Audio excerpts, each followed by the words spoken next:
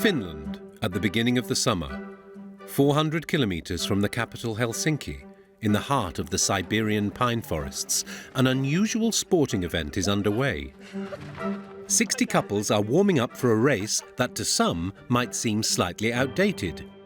Yukon Kant-o, in other words, wife carrying. Taisto holds the most medals among Finns, a 6-time world champion. This business lawyer even met his girlfriend Katja while looking for a partner for the race. This is a very good competition for couples because man can decide which direction and how fast he's running, but woman is in your shoulders and say the last word in there, like in the real life. So woman decided all things. For Taisto, the race is a serious sport. So to increase his chances of winning, he will compete with another woman, Virpi, who is lighter than Katja. Taisto tests the 3 methods of carrying with her. Woman is putting across his foot and keep her hands here, not in here. So I can breathe, but I don't like that. Fireman's. Fireman's, yeah. But this is the one he likes the best. This kind of. So it's easiest to run, so I can move my hands. So and a woman is keeping herself in here, so I don't keep. 10 countries participate in the competition. Martin came from France with Sari, his Finnish wife. It is their first competition. C'est vrai qu'on n'a pas trop d'occasion de se porter en France, donc on s'est dit pourquoi pas venir défier les Nordiques sur leur terre. Voilà, peut-être faire quelque chose ou peut-être se prendre une grosse raclée, à voir. Juste, après c'est juste pour déconner. Allez, on va se presser. Women must have a minimum weight of 49 kilograms to participate. Ça fait un petit peu marcher aux bestiaux quand même. The competition is actually inspired by an old Finnish story. In the 19th century, bandits used to raid villages and steal the women by carrying them on their back. To win the race, the man must run as fast as possible through an obstacle course. The winner will get the weight of his wife in beer.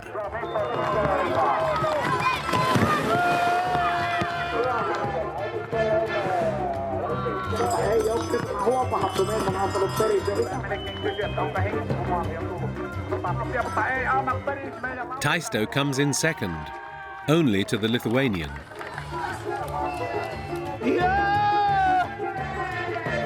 That's about this kind of difference. So. As for the French, they take 5th place. En fait, c'est vraiment un métier quand même, hein, le porter de femme. Nous, c'est vrai qu'on n'était pas spécialement rodés à ce sport et il va falloir qu'on s'entraîne bien plus dur que ce qu'on a pu faire jusqu'à maintenant. Qu'est-ce que vous diriez aux Français alors de venir participer? Portez vos femmes. For the participants, there is nothing shocking about this race. It's simply a tradition to make fun of. The feminist struggle has little place here. Some people view it as, can view it as a bit sexist. However, I'm happy to do it. I have a lot of fun doing it. I think it's just a fun race. I think there's just a nice light sense to it. I mean, I could try to carry you. It wouldn't work. Finland can afford to play with these sexist cliches, as it is one of the most egalitarian countries on the planet. Today, Nordic countries are the most progressive in the world when it comes to gender equality. From Finland to Sweden to Iceland, women are considered equal to men. This is something taught from as early as kindergarten.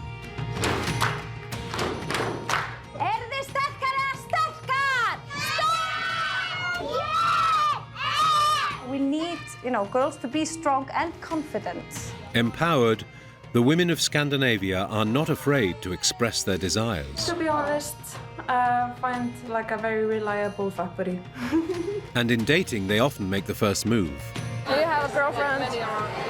It's complicated. It's complicated. Yeah. She's here. She's right behind you. As for the men, they have learned to step aside and are anxious about being inappropriate. So much so that today, some men don't even dare to make a move. I have to admit, I probably shy out many times. And then most of the time, probably nothing happens. I want to shake them. Shake them, yes. And paradoxically, despite being progressive, Nordic countries face high rates of sexual violence, as throughout Europe. That's very sad that we have not been able to tackle the roots of the problem. So, is gender equality enough to ensure harmony between men and women? An immersion into the secrets of Nordic love.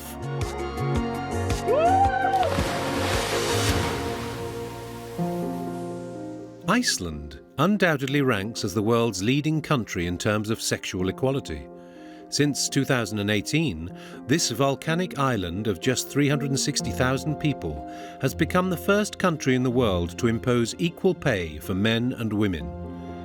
In this volunteer first aid station, an all-female team is preparing for a service call. They are specialized in working in risky environments, particularly volcanoes.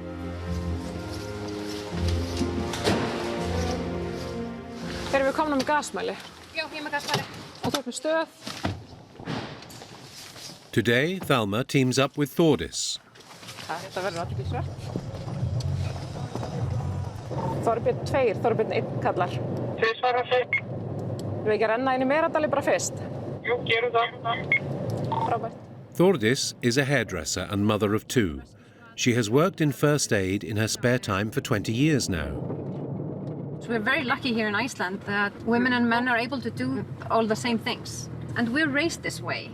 So, but when we talk about it to other people, especially foreign people, they mention that this is not something that they're used to. So it makes you realize how lucky we really are. For the past few weeks, only 40 kilometers from Reykjavik, the Earth's crust has been cracking, and the curious are flocking to see the lava. Þórdís and her team are in charge of securing the location. Nei. Getur sagt það svo bara okkur lögur komu upp? Við erum ekki að labba.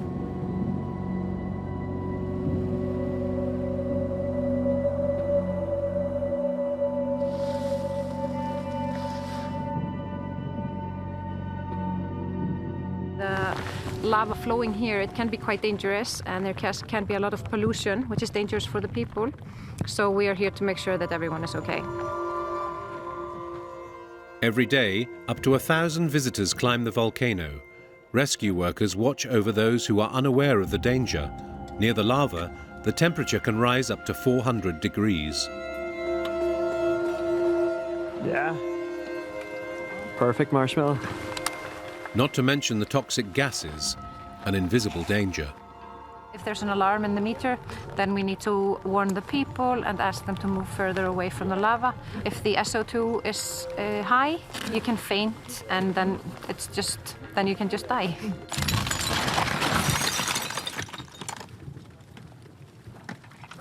En þið passið ykkur hérna hinum en vindáttin fer hérna yfir. Já, við gerum það. Það á líka að snúast vindurinn, svo veit ég ekki hvort við getum verið þarna seinna. Nei, akkurat. In Iceland, women have learned to rely only on themselves since the Viking era until the middle of the 20th century, when their fishermen husbands would go to sea for months. The spirit lives on today. We were walking here, we met some guys and they were like, whoa, good looking, that's very cool. We like this. Because I think Icelandic men also like strong women. Yeah. They want them to be independent and they want them to be able to do whatever they want. A determination that extends to their love lives. In the suburbs of Reykjavik, Amelia, 23 years old, lives with her son Nathan, 4 years old. Getur þú þá farið í fötin? Við förum þá bara til ömmu og afa. She has lived in this small 2-room apartment since she separated from Nathan's father 6 months after he was born. Many single mothers in Iceland, they are pretty strong and they don't let anyone just rule over them. Today, Amelia juggles her career as a consultant, her studies in computer science and raising her son. Yeah, it's kind of a lot. But I mean, I'm super organized. I guess that's why I can do it. Even with her busy schedule, Amelia can enjoy life as a young woman too. Tonight, she plans to go out with her girlfriends.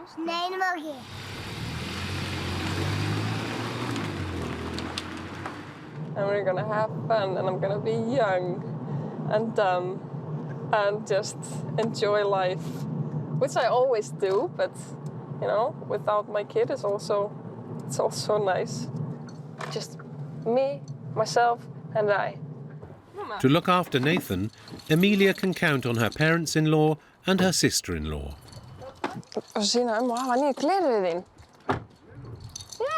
Amelia's in-laws fully support her living a free, single life.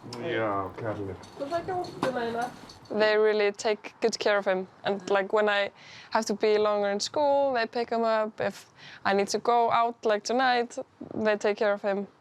So they're like his #1 support. Okay, bye. The young mother will pick up her son the next morning. Hola, chicas! Amelia picks up her 2 friends. Alda, the brunette, is single like her. Agla is in a relationship.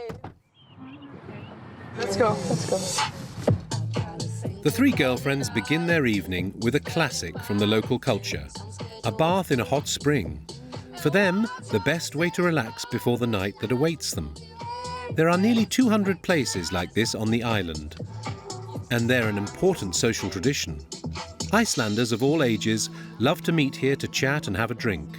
The temperature outside is barely 5 degrees, but the water in the bath, heated by geothermal energy, is close to 40 degrees. And with a small glass of wine, the atmosphere is even more relaxed.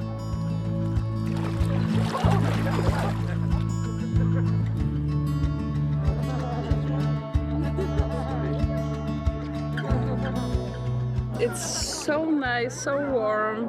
I love the hot springs. I just finished my first red wine drink, and I'm feeling so good. I went on a first date last week, in a pool, but that was just the public swimming pool. Yeah. It was fun. Yeah. We connected. Yeah, is it a nice first date? Yeah. And then also when I go on the hot springs with some guy, I usually just go naked.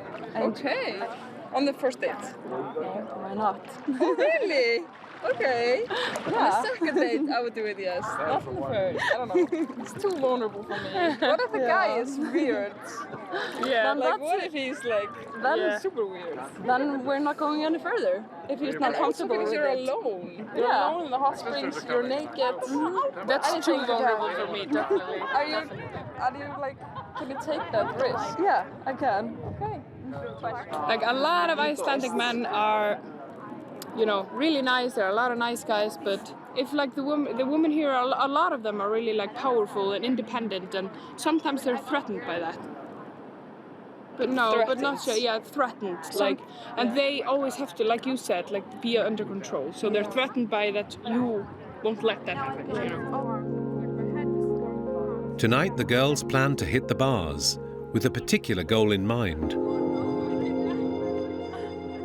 I guess the kiss is the middle. Yeah, the kiss. Like, I want the kiss. Yeah, definitely. Yeah. Then anything. Yeah, the kiss is the goal tonight. And I just know I'm gonna go home with a guy. Yeah, you're lucky. Yes, I just know it. The 3 girlfriends intend to enjoy their first summer night out, especially as the sun will set after midnight. Icelanders may seem very relaxed, and a big reason for this is that they live without judgment. The island has made tolerance one of its cardinal values, a notion that they are taught from a very young age. A Monday morning in Reykjavik. Okay. Elder, 4 years old, gets ready for school, with help from his mother, Catherine. Ok, og hver þess að vera? Þessi á vera hér. Ok, hérna. Boing! Þú varst 3 ára? Yeah. It just looks good, it looks cool. It's flashy, shiny thing, and what kid doesn't like flashy, shiny thing? Is that my... Catherine supports her son wearing hair clips and nail polish. Okay, svo hún er með silfur og grænan og þennan. Ok, og það vera alveg eins hinum minn? Já. Og silfur þá hérna? Nei. Nei, sjáðu, þá er það rétt að þið er röð. Why should we deny one gender to be able to enjoy that just because he's a boy? I mean, it's just like the same. We should deny the girls to play with football or something or play in the mud because it's not a girly thing to do. I mean, it's just expression of feeling, playing, and just being, really. Like many Icelanders, Catherine, who works in an art gallery in the capital, is a fan of ungendered education. In Eldor's playroom, robots and dinosaurs sit alongside dolls. Kitchens, you find kitchens in every home, and it's not everybody needs to eat and everybody needs to be able to prepare food for themselves. It's not really designed or just for one gender to take care of. You find this in the boys segment in the store. I love to work with tools as well. He has this, for example, and he plays a lot with this. Baby Kara. Baby Kara. Hvað heitir litla barnið? Lily. Hann heitir Lily. Já.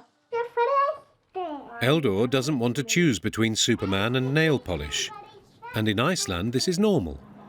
Even the educational system is trying to abolish distinction between male and female.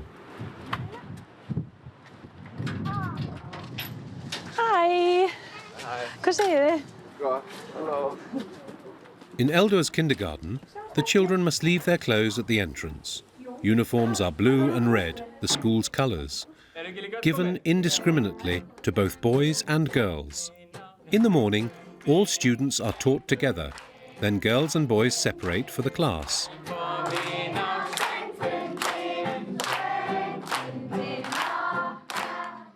The principle of this school, to break gender stereotypes that society imposes on children.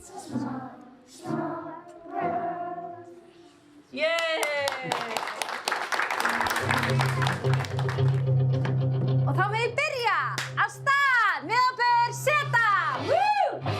Anna has been teaching at the school for over 20 years. Today, she's with this group of girls. On the schedule, no textbooks, but an obstacle course with rocky music in the background. The girls learn to overcome their fears and to value themselves.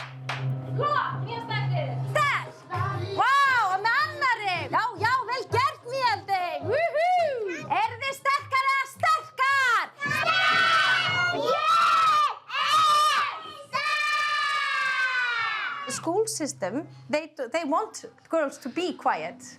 So if a girl is just taking a bit more space than the teacher thinks she should take, the teacher will probably scold her, to stop.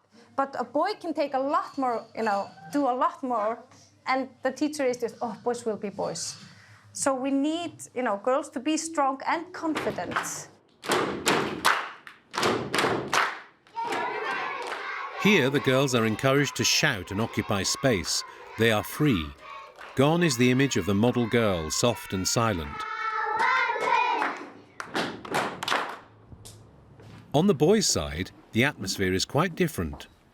Solveig has taught the boys for 5 years.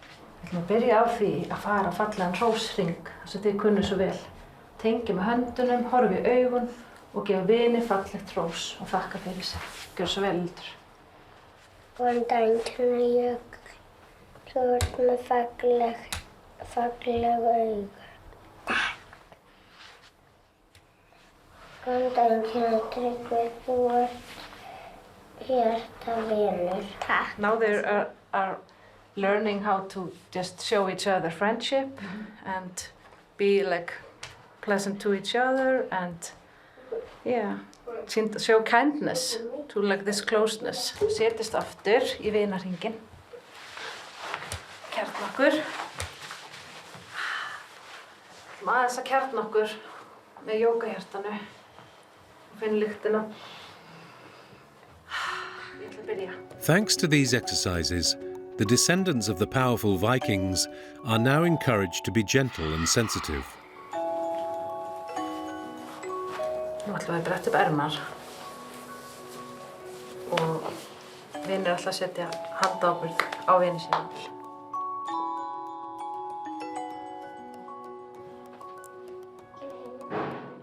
The society is like really expecting boys to be tough and the girls not to be so tough, and we want to like even that out. So that's what we're looking for. Outside of these workshops, the boys are still free to play soccer or other traditionally male games. The goal is not to reverse the genders, but to harmonise them.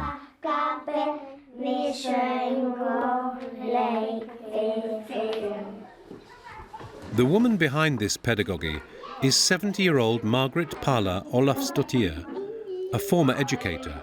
She concepted this unique educational model 30 years ago. Put boys and girls in this room, and I know what will happen because I have observed it for years. The boys would take over, they would be the active ones, and like this now they are building something out of the blocks with the boys inside. The boys would take care of it. They would back up the girls. Today, Margaret runs about 15 kindergartens and 3 elementary schools, partly subsidised by the state. The price per student, €250 per month. Her approach, which puts emphasis on the individual rather than gender, is proving to be increasingly successful. Usually, you would consider this girlish, but our boys, they do not know what is boyish or girlish. Everything happening in the all boys groups is just boyish, whatever it is. They do not have any idea about splitting the world in two. Recent studies of former students confirm that this educational system is a success. They do better in school and are more respectful of the other sex. These changes in society are the result of a long political fight. The island was the first country in the world to elect a woman president. That was 41 years ago. Today, the government is led by a woman prime minister, Katrin Jakobsdottir. The police force has also revolutionised by appointing for the first time a woman chief, Sigridur Björk, 52 years old. Halló, halló. Þetta er hjá lögreglunni. Davíð var að hringja í okkur. Allt í lagi okkur? Hann talaði að vera einhver maður að reyna að komast inn í húsið og eitthvað. This small room handles emergency calls from all over the country. Crime here is low, on average 3 homicides per year. The police don't carry weapons. Ég ásast bara velta verið með hvort það sé búið að vera eitthvað heimilisofbelds útkall í dag eða hvort það sé eitthvað sérstakt. Ekki í dag. En það er mjög mikið það, sko. Já. En þriðjudag kannski ekkert svona sérstakt. Já, þú finnir það alveg. Já, ég finn það. Já. Sigridur has made combating violence against women her priority, training police officers, creating a new website, improving investigations. Everything has been put in place to accommodate victims. We see the numbers going up here, not because we think there are more actual incidents or acts of violence, but because people are pressing charges, people are calling the police. It's not swept under the carpet, it's dealt with. Her fight began after meeting with a criminal psychologist. And he came to my office and asked, how are things going? And I said, well, they're fine. We are really great investigators, lots of women. Things are really done effectively. And then he asked, how many prosecutions are you doing?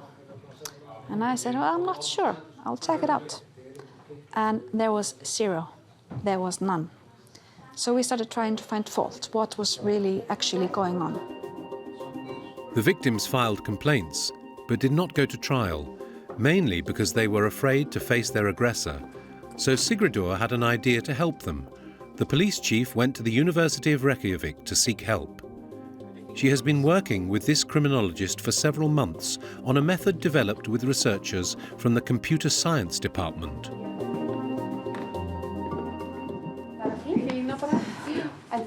Líka.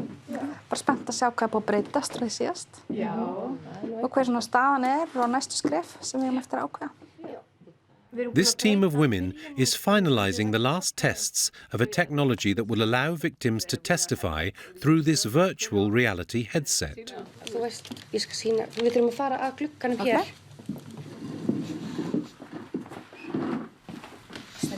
Þá byrjaru í dyragættinni á dómsalnum. Og svo ertu með hérna fyrir eyrun. Sigridur enters the courtroom. She is placed in the role of a victim of domestic violence. The team has reproduced the conditions of a real trial. The judge is in the front. On the left, the prosecutor and defense lawyer. And the alleged perpetrator is sitting on my right. Close proximity to the aggressor can surprise and unsettle the victim. By practicing with the VR set, they can feel more confident when the real day comes. It's completely like it is, except the judge is more handsome than the judges I'm used to. It's very realistic. I'm just going to take it off because it can, Do you think you can use it? Yes, definitely. Yes, absolutely. We can use it. This invention won the Nordic Women's Technology Innovation Award in 2020. If all goes to plan, it will be used by victims from this summer onwards, and it could even be exported beyond the borders of Iceland. Meanwhile, it is still not easy for women to speak freely, and it is even more complicated to collect testimonies from the youngest victims. On the outskirts of Reykjavik, a pastor strives to help children speak out. For over 30 years, Jona Björg Arnardóttir has been officiating in the Protestant Lutheran Church. It have happened is that kids have come and say, I have been abused. So that's, if just one all the time come, then I want to do it. The pastor has set up sex education classes in her church. The idea is to teach children about their body in order to better defend themselves, but also to better manage their desire. I'm asking them they should not be ashamed about their body or pleasure.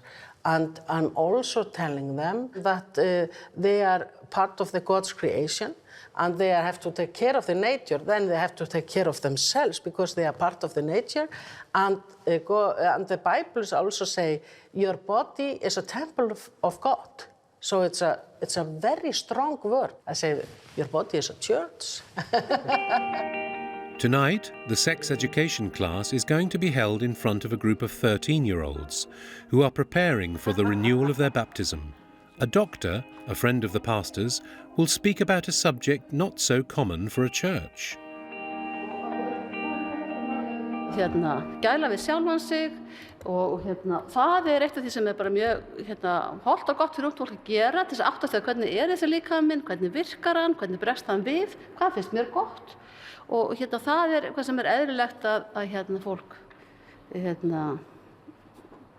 prófi og stundi og það eitt af því sem hvernig virkar hann, hvað finnst mér gott. Það hollt og gott fyrir ungt fólk að átta sig á því. Nothing is taboo. Even anal sex is discussed. Not to condemn it, but to warn young people about its medical risks. Hvað fullorðið fólk sem þroskað, hefur tekið út þroska og veit hvað það vill og svona, hvað það gerir eitt. En þegar maður ung manneskja, það ekki gott fyrir mann, það ekki hollt fyrir mann og það beinlínis getur verið varasamt, þess að það getur valdið skaða á hringvöðum í endaþarminum. Þannig en á netinu stendur eitt og annað þetta, að þetta sé bara ferlast niður þegar þá maður ekki ófrískur. Sko, við getum ekki verið heppnar lækni á heilsugæslunni en hana. Við skulum gefa henni gott klapp. Most of the parents who come here chose this church because of Jona, known throughout the country for her openness. Þú veist alveg You're not shocked? No, I'm not shocked. But it's very helpful, so at least, then we can carry on this discussion at home a little bit, start, yes, because it's... Because it's not so easy? No, it's not so easy, yes. Is it uncomfortable? She's very shy, being a teenager, yes. Iceland is one of the countries where the youth try sex the earliest, at 15.5 years old on average, compared to 17 years old in the US. In Amelia's apartment, the three girlfriends get ready to party through the night. Nei, jú, kannski. Já. En mér finnst það bara of hversdagslegur. Ná, sko. Ég er bara að klæða þig úr. Ég líka með hérna sexy. Það er alltaf lagi. Hvað er þetta? Þetta er líka samfélag. Okay, hello.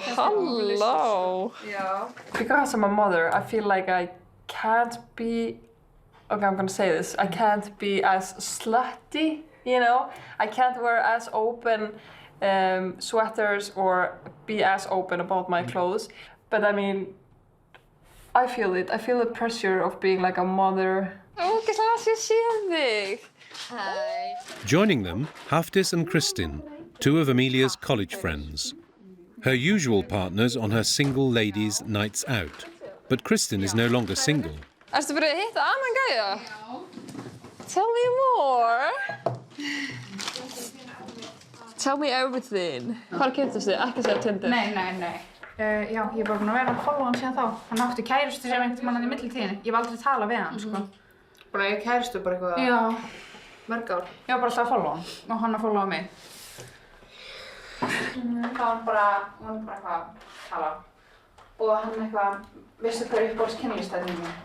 Hvað? Hann sagði, ást. Yay! Já, bara. Draftu mig! Okay. The girls talk openly about sex, without taboos or embarrassment. Ég var bara að pakka smokkum fyrir okkur í kvöld, sko. Vá, takk maður! Girl. Oh my god. Right now, I would just, to be honest, find like a very reliable fuck buddy. Or a friend with benefits. After months of winter and darkness, Icelanders rediscover the pleasure of going out and being social. Reykjavik only has 130,000 inhabitants. But the nightlife of the Icelandic capital is particularly famous with tourists from all over the world, and the bars are numerous. This and one gin and tonic. After a small drink and some moves on the dance floor to locate potential lovers, the girls don't wait to try their Icelandic method of seduction, being confident in their approach. Can we sit with you? Of course. Thank you. So what's your name? My name is Peter. Peter, nice to meet you, Peter. I'm Alta. Alta. Yeah, nice to meet you. Are you, my name is Emilia. Emilia. So, where are you from? Poland. And are you staying at this hotel? No, you're just coming here. We're living here. You live here? Yeah, okay. You look like tourists? A tiny bit. Yeah. How is it? The two Polish men don't seem interested. Amelia and Alda try other targets. Excuse me? Lachlan! Some New York tourists are by the bar. Hi. Some of the friends I just met. What's up? I'm Lachlan. Nice to meet you. I'm Emilia. Lily? Emily. It's a very normal name for Iceland. Emilia. Wave? Yeah, Wave. Yeah, of course. Is it short for something? Is Wave your favorite? Basically, it's the translation of my name. Okay. From Icelandic to English. We've been here for 10 days. We're leaving tomorrow. Oh, damn, you do? Yeah. These are friends? Yes. Yeah. Do you have a girlfriend? It's complicated. It's complicated. Yeah. She's here. She's right behind you. Then I'm not gonna take this any further.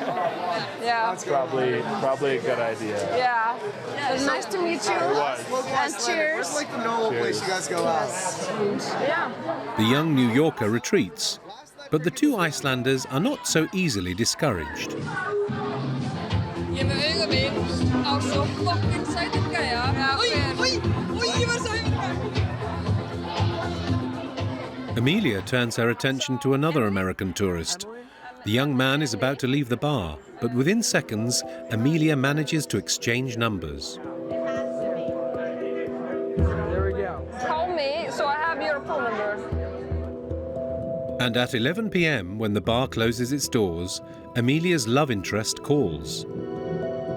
Hi. You usually wait about 5 I'm good. How are you? Are you going now or in a little bit? Actually, we're just gonna call a cab right now. And we're gonna go to Manti and then we'll see what happens. Yeah. Yeah, so you're in a hostel, right? Not a hotel, a hostel. Yeah, at one. Okay, good to know. We'll text you when we're there, right? Yeah, definitely. Okay, cool. Sounds good. Okay. Have a night. Bye. But we're not going to my place, so we're going to your place with him. Okay. In the end, Alda went home and Amelia had dinner with the American without going any further.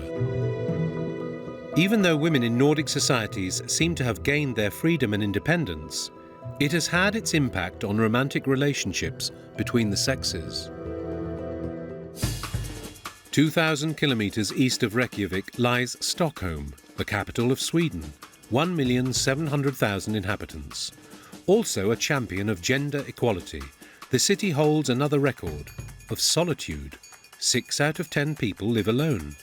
Why do Swedes have so much trouble finding love?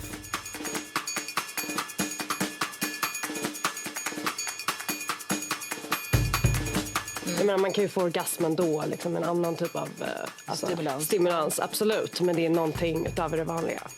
Emily, 33, is a famous influencer, regularly invited by the media to talk about love and sex. On the program today, the latest vibrator. Tror ni män känner sig hotade av de här? Nej, alltså jag tror inte de behöver känna så. Men vadå? Jag tänker att det här är ju en förhöjare oavsett om man använder den ensam eller tillsammans med en partner exempelvis. Och ja, det här är ju någonting övernaturligt. Emily, who changes her hair colour every TV appearance, notices that Swedish men don't know how to deal with women anymore. She hears it every day in her podcast, which she hosts with her best friend Matilda. Each week, they have over 70,000 listeners. Välkommen till ett nytt avsnitt av Singelrådet med mig, Emily Roslund och Matilda Berggren. Hej, hej! The principle of their show, to answer questions from subscribers. The majority are men in distress. Jag är en hetero 30-årig okysst oskuld som gärna vill uppleva intima och eller sexuella relationer med tjejer/kvinnor. Ett stort problem för mig är att jag och alltid har varit väldigt obekväm med att ragga på det typiskt manliga sättet. Han pratar om att ragga på ett manligt sätt. Vad fan, ja men det att han inte är bekväm med det handlar ju om att det är ett sätt som är otrevligt. Och som är så här buffligt och typ äckligt kanske. Men jag tänker spontant att det bästa är väl kanske, om man inte redan har gjort det, att ladda ner Tinder eller någon annan datingapp och att han liksom kan öva den vägen. För om man gör det digitalt, då är det ju inte alls lika jobbigt. This is very typical Stockholm thing, but like some men who really want to be like good feminist guys, like that's a lot of men here call themselves feminists, and they don't want to like seduce you or take the first step because they're afraid that you might like have something against it or that you're going to be like, oh no, you're a douchebag or. Despite all the advice Emily gives her subscribers, she is still single. And like most Swedes, she uses dating apps.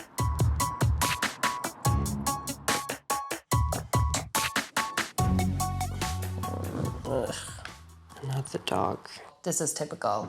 a guy like carrying a cat or a dog or a puppy. Some men want to come off as soft and being like, I'm a good guy, look at me, pick me.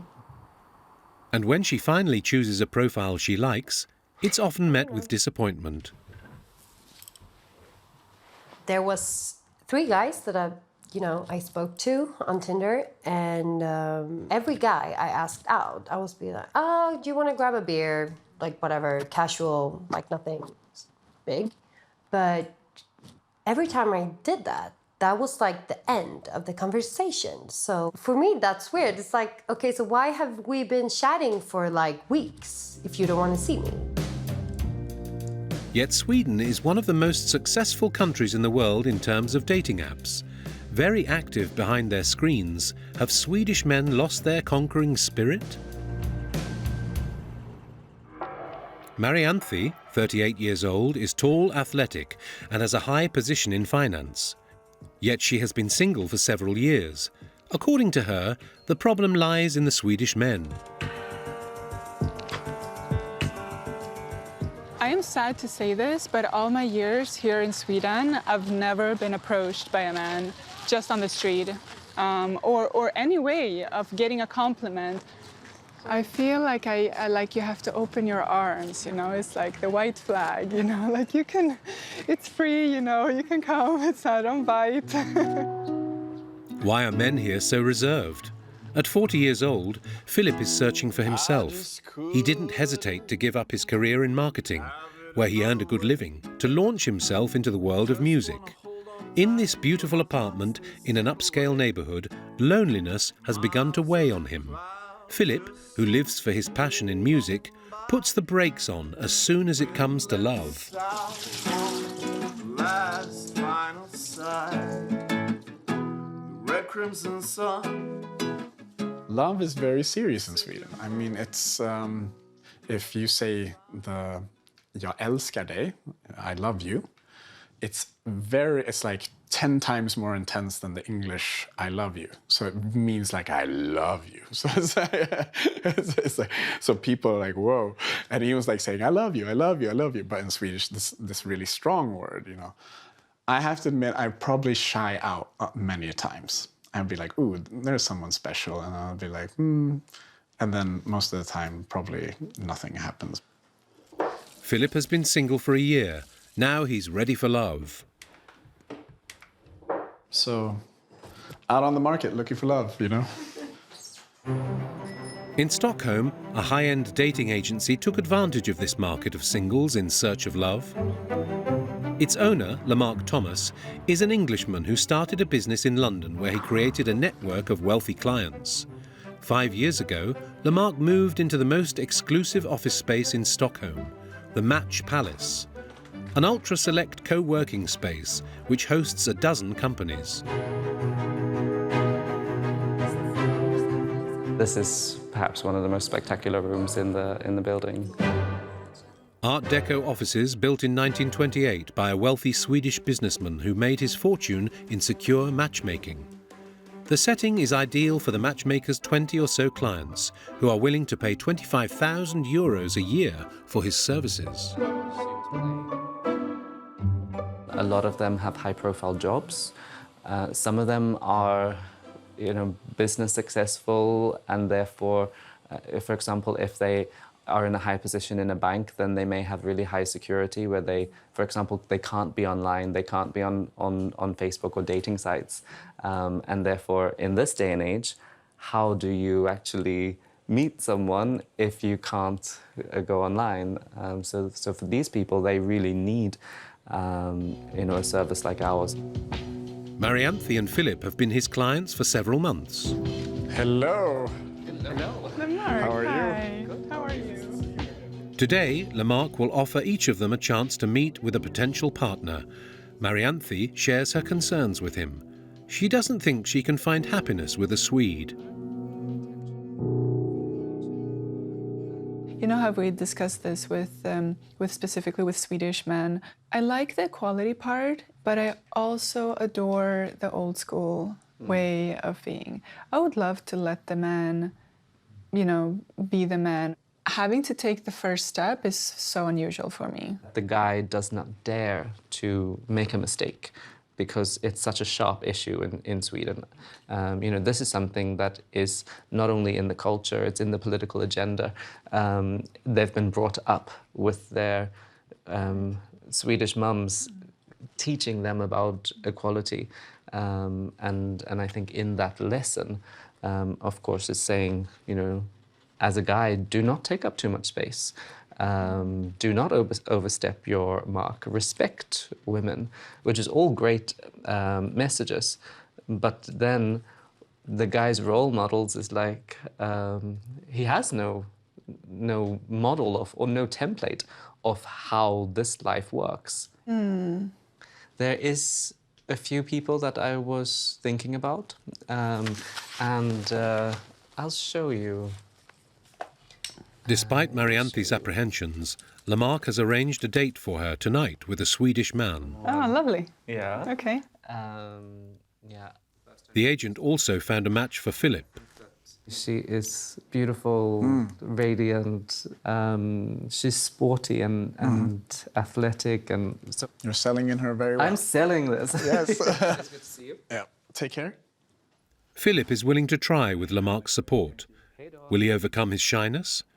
As for Marianthi, she has a date on the quays of Stockholm.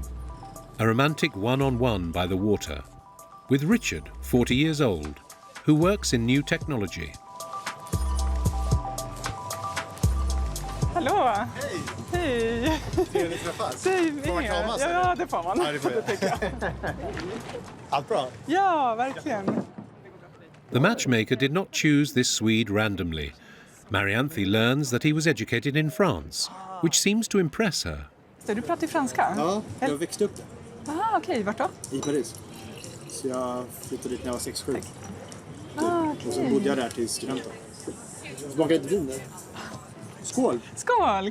Kul att träffa dig. Detsamma. Far from this romantic atmosphere, Philip also waits for his match by the water's edge, but in a different, less glamorous outfit. To help him overcome his shyness, Lamarck has organised a kayak trip for him and his date.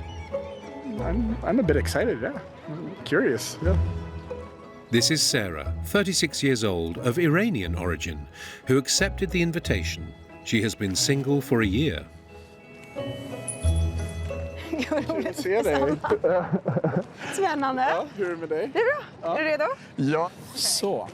Så om du börjar med att sätta på dig flytväst. Okej. Tack pappa. Philip takes good care of his date. Går det bra? Härligt. He's cute. Did you see he helped me with the bow? Very quickly, the two sportsmen take to the river in competition mode. Någon måste vilja racer. Inte krockar du. Lamarck, the dating expert, was right. Kayaking has relaxed the two singles, who seem to have forgotten that they're on a date. Vad tycker du om Tinder då? Jag tog en period som jag verkligen provade på Tinder.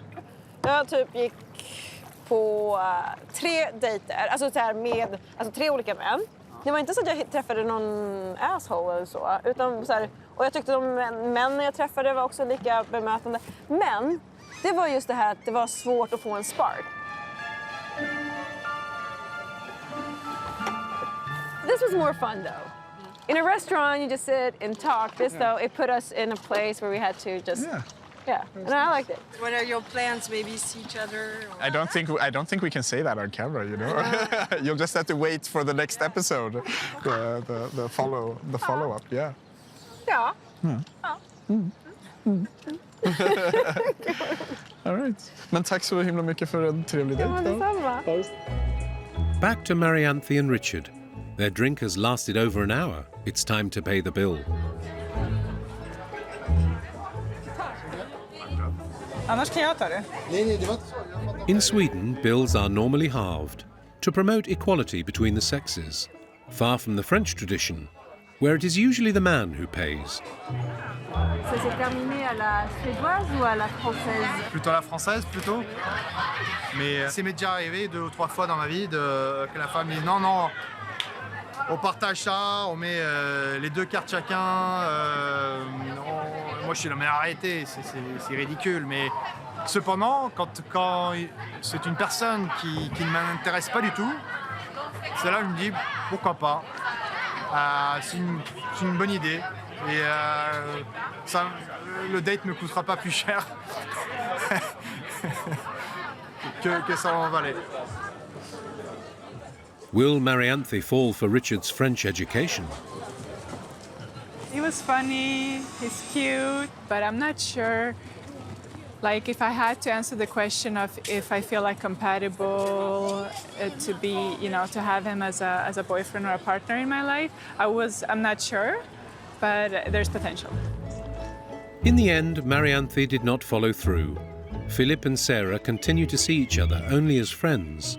The two singles still count on Lamarck to help them. The expert plans an average of 10 dates for his clients to find a partner. In Sweden, there is a particular date that is thought to be auspicious in finding a partner. Midsummer Celebrations are on June the 21st, the festival of fertility. Lamarck arrived 5 years ago in Sweden and instantly became a fan of the tradition. With his husband, Mikael, they will celebrate the festival in their stuga, a wooden cottage typical of the Nordic countries. Welcome. Here, a small group of friends is already hard at work. Maria and Ludwig are setting up the mast that will be the central element of the party. How are we doing that? I don't know. I don't feel anything. You did such a good job. This is a phallic symbol. If you want me to spell it out, it's a penis. She's shaving the balls. In the Viking days, this pole was upside down. Then the Christians came, and it became a Christian country, and said, this doesn't fly. So then he turned it upside down, and it made it into a cross instead. But he kept the 2 rings. Just looks pretty. Huh? The pole symbolizes fertility. Some other friends are also making the essential flower crowns. You're supposed to pick flowers from the island, and you're supposed to pick 7 different kinds, but we got the bought ones. It was a little hard to find flowers. And then you put it under your pillow, and then the idea is that you dream of your loved one. Yeah, and I think you would get your loved one there as well. During Midsummer, people are meant to get out of the house and celebrate life and each other's company. All this is done over a good meal. So let's start. Washed down with brandy. Helan går, sjung hopp faderallan lallan lej. Helan går, sjung hopp faderallan lej. Back in the day, that would be a way that the community would come together, or that you would meet potential partners, or something like that. Maybe I will do a, matchmaking midsummer. We'll see. The party will run until the next morning. Dancing and games. A sauna, and then a jump into the very cool water of the Baltic Sea. 3, 2, 1. And despite the difficulty that Swedes face in meeting each other, each year, 9 months after the Midsummer, Sweden counts its greatest number of births.